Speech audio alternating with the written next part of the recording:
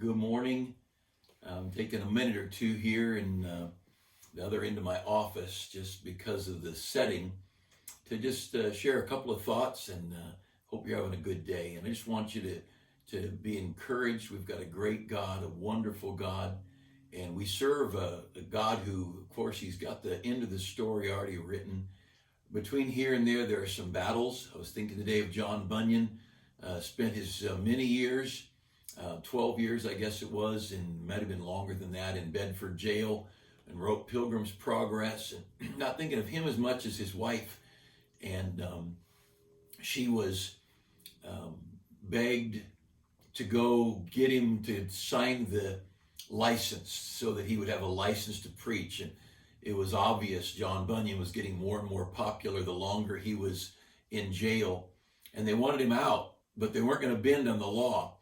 And they said, why don't you just go get him to sign this license and we'll let him out. And she said, she picked up her apron. The story goes, she picked her apron up and said, I'd rather have John Bunyan's head in my apron than him to sign your license. And what a lady. Now there is some grit and tenacity there. Now, you know, life is hard. And in 1600s England, for a poor family, it would be difficult. But she had some conviction that was bigger than comfort. And that is one of the great weaknesses in America. We value comfort more than conviction. We value gain over godliness. And Timothy warns in 1 Timothy 6 that is certainly not the case. Godliness with contentment is great gain. Gain is of no gain at all if it doesn't bring godliness and contentment. I wanted to read just a short excerpt from a story about hymns. One of my favorite hymns. It's not sung very much. It's not the maybe the easiest congregational hymn to sing, but Robert Grant wrote this song, "O worship the King, all glorious above, and gratefully sing his power and his love, our shield and defender, the Ancient of Days, pavilioned in splendor and girded with praise." I've mentioned this song before, but I just love that. "O tell of his might and sing of his grace, whose robe is the light, whose canopy space, his chariots of wrath the deep thunder clouds form, and dark is his path on the wings of the storm." And I love the last verse, "Frail children of death and feeble as frail. In thee do we trust, nor find thee to fail. Thy mercies how tender, how firm to the end. Our maker, defender, redeemer, and friend." But that first verse I love so much. "O worship the King, all glorious above, and gratefully sing his power and his love. Our shield and defender, the Ancient of Days, pavilioned in splendor and girded with praise." Now, many of our hymns were written from a time of hardship and difficulty. This is not the case here. I'll read you just a little bit about it. In 1833, this hymn was put together, and the story says of Sir Robert Grant. He was born into a position of high political life in Bengal, India, 1779. His father, Charles, was a respected leader in the East India Company. Later, he became a member of the British Parliament from Scotland. He was also a zealous leader in the evangelical wing of the Anglican Church. Robert, too, became active in business and politics, and eventually was appointed governor of Bombay in 1834. Like his father, Robert was a devoutly and deeply spiritual layman. Wasn't a pastor, wasn't a paid staffer, just a very devout, godly man, very involved in his Christian life all through his life. And though involved in secular pursuits, Robert Grant maintained a strong interest in the missionary outreach of the church through his lifetime. He was greatly loved by the people of India. He was so involved in helping with the evangelism and the establishment of churches and the work there in India that when he died, the people of India, and they put all the different groups had created a medical college, and they put a school together, and they put Robert Grant's name on it in gratitude for his love for the Indian people, for his desire to be a help. And thinking about that, what is our life? It's even a vapor that appears for a little while and vanishes away. That's what James says.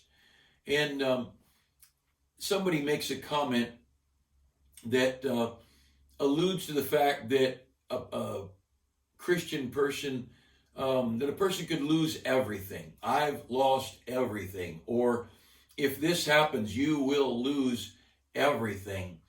And I'm reminded of the story of Chrysostom. And he was an early preacher. I'm the 2nd, 3rd century, somewhere in there. And they had him, had arrested him for his preaching, and they wanted to do all kinds of things, and they threatened him if he didn't quit preaching. And they said, if you don't stop preaching, we'll banish you from your country. And he said, I have a home in heaven. I don't need an earthly country. And he said, we'll imprison you and keep you from all of your friends.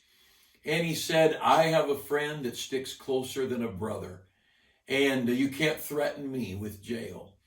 And they said, we'll take away all your earthly substance and you'll have nothing. The devil throws that kind of junk out. And he said, my treasure's laid up in heaven, where moth and rust don't corrupt and thieves can't break through and steal. Well, they're so frustrated with the guy, they just turned him loose. They couldn't threaten him. They couldn't get him to bend. And as a child of God, of course we're comfortable. I like my office. I like our church buildings. But you know what? I was happy when we were in a tent. I was happy when my office was in a corner of the garage. I was happy when we had porta potties around the tent for the church. And I was happy when my wife and I lived on 226 East Peck Street in downtown Lake Elsinore. Furnished apartment, furnished with furniture and roaches. I was happy. Now see, the poor world around us, they don't understand.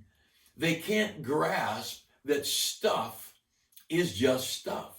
I remember standing outside the home of Carrie and Barbara True, dear members of our church for many years. They've moved back to some heathen country in the South where they have freedom. And standing outside their home had burned. And we were watching, the fire trucks were there. This house was caving in. And he said, I told him, I said, Carrie, I'm sorry. And he said, preacher, it's just stuff. I said, yeah, but it's your stuff. He said, but it's just stuff. And I just feel so bad for the world that thinks that gain makes them happy. Are we so blinded that we have not seen that Hollywood's not happy? That the professional athletes, they can't keep a marriage. They can't keep a useful life. Tim Tebow, as far as I'm concerned, Tim Tebow probably lost his professional football career because he was just going to be an outspoken Christian. I don't know that, but I think it had something to do with it. But you think when a Heisman Trophy winner dies and goes to hell, you think they're going to be happy that they were famous? More than somebody who taught a Sunday school class and went to heaven, and then a bunch of people get to heaven and he finds out these different people trusted Christ through his teaching of the Word of God, and they're in heaven too. And I'm sitting here for a couple of reasons. One is my family behind me. Now that picture behind me is missing a daughter-in-law who's expecting, so that's 2 gone. And then it's missing 2 granddaughters that were born. So there's 4 people missing from that picture. But someone says, if this and this happens, someone's business or whatever, they lose their business, they lose their job, and they're going to lose everything. You know what? Everybody in that picture so far loves me. And if I'm a famous business owner, or I'm somebody who, owns a cruise line and then COVID hits and lose everything, that family back there, you have no idea the value of a loving family, unless you have one, of course. And I remember being with a very rich man, extremely rich, a millionaire many, many, many times over. And we were talking one day, and my wife and I had been around them, and privately, he said, I would trade all my money for your marriage. And what do you say in response to that? I don't have a perfect marriage. My wife's married to a sinner, and I'm married to almost a sinner. And you can't place a dollar figure on a loyal spouse and children that are honoring to God. And not just the kids love me, these kids love God. And, you know, we just, I mean, all of us get influenced by stuff. But I want to encourage you, don't let stuff get your heart. I just want to read a couple of verses this morning, and I want to challenge you. In Matthew chapter 16, Matthew 16 and verse 26, I'll just read 2 or 3 different verses here today. Matthew 16 verse 26, what is it profited if he shall gain the whole world and lose his own soul? Or what shall he give in exchange for his soul? If you die and go to hell, what good was your money? I asked somebody once, mentioned Marilyn Monroe, and this is a young person who had no idea who Marilyn Monroe was, just for all the, you know, still got pictures and posters and things of her.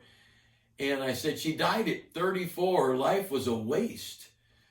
She said, if I could be that famous, I'd be willing to die at 34.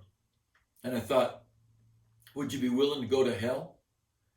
Would you be willing, maybe by some chance, Marilyn Monroe got saved in some Sunday school as a child. Would you be willing to go to heaven realizing everything you did was burned up in the judgment, and you walked the streets of heaven without one single reward, nothing to lay at Jesus' feet, never a moment of living for others, never a moment of service of your society? What shall it profit a man if he gain the whole world and lose his own soul? Over in Luke chapter 12, in verse 15, there's another verse, Luke chapter 12 and verse 15, similar to that verse there. And Luke 12:15, and he said, take heed and beware of covetousness, for a man's life consisteth not in the abundance of things which he possesses. And life is not stuff. And I don't care how much stuff you get, it won't make you happy down inside. And I don't care how much stuff we lose, it can't take away inside peace and joy. Now, sitting here, not only we got my family behind me, I've got some remnants here. This boat is from Belize, and I've looked I don't know how many times at the picture of a little girl jumping off a Sunday school bus to our dirt parking lot to go to Sunday school in a dirty old tent. And that little girl rode that bus, and she's told us many times since then, Sunday was my one day when I knew there was a reason to live. She said, I came to hear preaching, and I came to learn about family, and I came to learn about a real life. This is talking about a 10-year-old girl. And she said, I came to this church because I wanted to learn about life. And she, of course, got into our Christian school, went to Bible college, married a good man. And Tanya and Israel Alvarez down in Belize as missionaries. I've been down there and preached for them and seen that great ministry.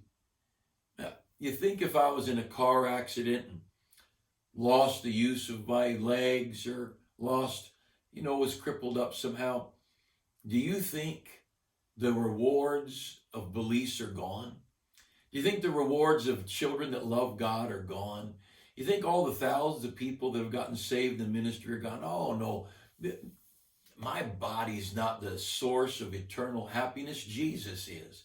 And you look at this globe, and I go through this globe and look at these places and hardly look at the map, but when I could pick out how we've influenced someone there in Bangalore, India, or down here in South India, or someone over here in this Madagascar, or over here in Ethiopia, all around the world, where people have been influenced through the faithful giving of you, our church members. And I think, you know what? You're influencing the world, the whole world, through your prayers and your financial giving. You think if our country turns communist, we could lose that? See, you start talking about losing everything. You can't lose everything when you've got it laid up in heaven. You can't lose everything when your treasures are eternal. You can't, somebody breaks into my house, takes everything I have, leaves me with nothing but carpet on the floor, or maybe they take the carpet too. I didn't lose everything. What a dumb statement. I just lost a bunch of stuff. It's going to burn up anyway. God's going to burn this over in 1 Peter. He says, seeing then that all these things shall be dissolved. What manner of persons ought we to be in all godliness and holy conversation? You know what? We're just to be godly people. We're to live godly. Why? Because godliness follows us or precedes us into heaven. Giving of our money and our time, that precedes us into heaven. Selfishness gets us nothing in heaven. Greed and monetary gain, that gets us nothing in heaven. Bitterness and anger gets us nothing in heaven. See, what is it that a man's life possess? What is it life possess of? Over here in the book of Psalms, get back to Psalms, I'm there often, but in Psalm 37, there's a great verse, Psalm 37:16. And Psalm 37:16, a little that a righteous man hath is better than the riches of many wicked. Isn't that a great verse? You know, you want to live for greed and gain and bitterness and jealousy and cutthroat and whatever it takes to get what I want. You want to be a crooked person on the job or a crooked person in politics. God says a little that a righteous man has is better than the wealth of many rich, many of the wicked. And we need to be so very careful that we keep our perspective. I want to show you two verses in Ecclesiastes that are just great verses. Ecclesiastes chapter 4. It's right after Proverbs. Ecclesiastes chapter 4 and verse 6. Better is a handful with quietness than both hands full with travail and vexation of spirit. Isn't that great? Better to have a handful with a quiet, peaceful home. Well, I love these over 40 years, my wife and I have been married. And we've had difficulties and we've had blessings and we've had our share of course, the worries of this world, and we've not handled everything right. There's days that have been difficult. But you know what? I love the quietness of our home. I love that we can sit together and read and interrupt each other to tell what we're reading. And I love that we can laugh. And I love that we can share our home with our children, with our friends. That little that a righteous man has is better than all the wickedness and than hands full with travail and vexation of spirit. Over in chapter 5, verse 10 of the book of Ecclesiastes, it says this: he that loveth silver shall not be satisfied with silver, nor he that loveth abundance with increase. This also is vanity. You know, this reminds us, no one's going to be satisfied with money. People get, if I could get this or get this. Money doesn't satisfy. Jesus satisfies. And that's why it's so important that we seek to honor God with our behavior, honor God with our words, honor God. Many of you are involved in social media. Oh, be very careful that your social media honors God, because social media is no different than your words. Those things on social media, they're going out to the world and the world sees them. And oh, be very careful that what you put out on the internet is honoring to God.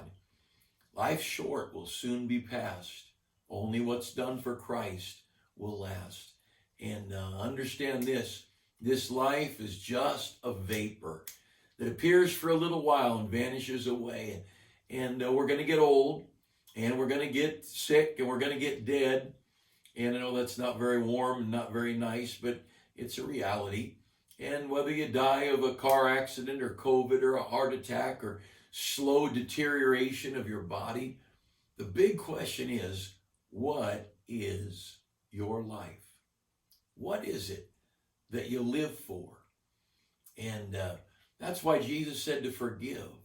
That's why Jesus said to give. It's better, Jesus said it's more blessed to give than to receive. Why did he say that? Because it's about your heart. Because when I learned to give my heart is full. And when I get greedy, my heart is filled with bitterness and greed and selfishness. And no matter how much I have around me, I still got to live with this old selfish, greedy heart. But a selfless giving heart, a selfless loving life, well, you know what? That heart is so happy. That heart will be content. And that's why many of the martyrs sat in jail for years and had complete peace and contentment, because they had so surrounded themselves, they'd so filled themselves with the love of God, that when their surroundings were bad, their inside was still very, very good and very, very happy. Oh, yes, remember, stuff is just stuff. Now, I got to admit, I like stuff. I like that my car starts. I like that I have air conditioning.